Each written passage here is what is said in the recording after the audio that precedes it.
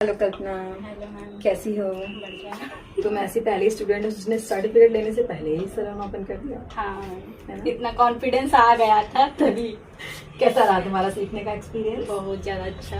क्या शेयर करना चाहोगी और लोगों से? और लोगों से शेयर करना चाहिए हमारे टीम मेकअप स्टेशन बहुत अच्छा है, जो शुरुआत से लेकर लास्ट तक मैम साथ देती हूँ और सिखाने में तो बहुत ज़्यादा अच्छी।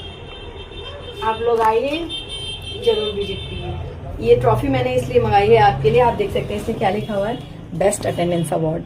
अटेंडेंस में इसको 100 of 10% मार्क्स मिलेंगे, क्योंकि क्या होता है कोई भी सिचुएशन हो ये सैलून जरूर आती है। Thank you ma'am. वेलकम। बैठो बैठो बैठो।